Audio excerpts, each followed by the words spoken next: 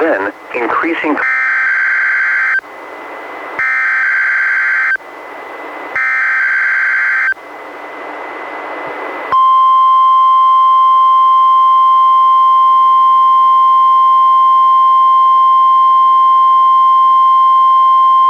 This is the National Weather Service office in Portland, Oregon. The preceding was a test of NWR radio's warning alarm. Tests of these receivers are normally conducted every Wednesday between 11 a.m. and noon. If there is a threat of severe weather on the day of the test, it will be postponed until the following week.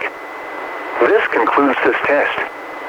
We now return to our regular programming.